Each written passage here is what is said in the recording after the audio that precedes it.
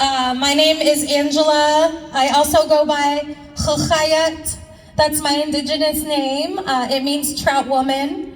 You may have heard me do a land acknowledgement before, but I am from the Warm Springs, Klamath Falls tribe. Thank you. If you haven't heard of the Warm Springs tribe, it is in Central Oregon here, kind of near Bend. And if you haven't heard of Klamath Falls tribe, it is down in Klamath Falls, Southern Oregon. And Warm Springs and Wasco actually are two tribes that are part of the Confederated Tribes of Warm Springs. Wasco is one of the tribes that was one of the bands of the Chinook people, which was separated here from Oregon and moved all across different states, Washington, Oregon, and even Idaho.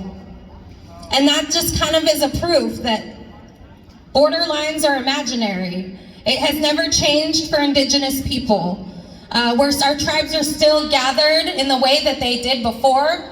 The tribes still collect on the Columbia River, the Chihuahua River,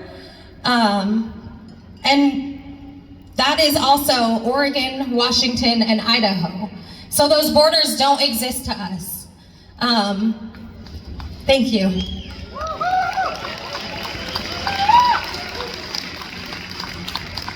My mom always says that when we were put on reservations, we were basically herded like cattle onto the reservations. We were not allowed to leave the reservations.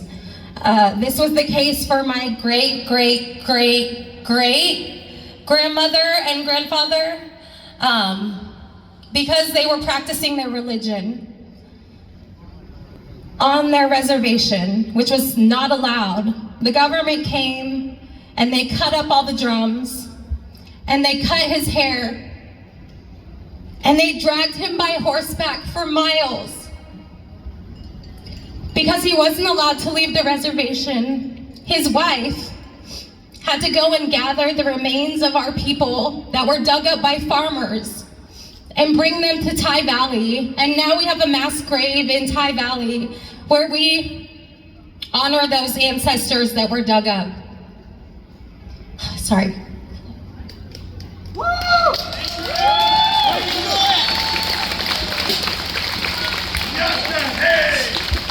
I never know what stories I'm gonna share when I get up here. Honestly, it speaks through me, it just comes out. So if it's emotional, it's raw. Just take a second.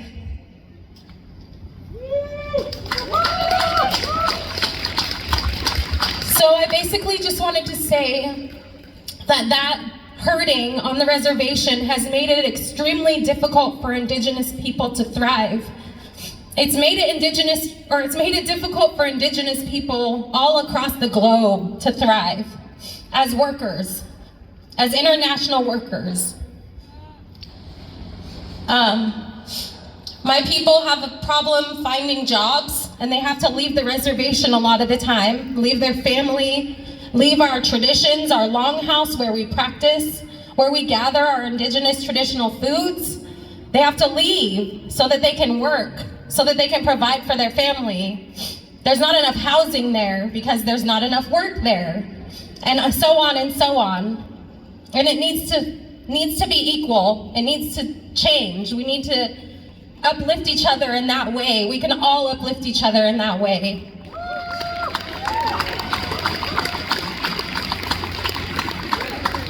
So I wrote some demands that I think are feasible, that will help globally. Climate-friendly jobs with a just transition. Yeah. We need rights for all workers. We need wage justice, including a minimum wage for all workers.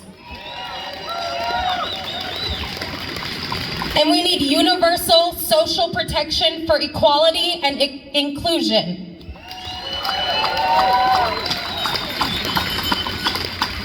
These demands are small but crucial to build a resilient and just society, and economies that are truly inclusive of all working people, including Indigenous workers all across the globe. Thank you all for being here.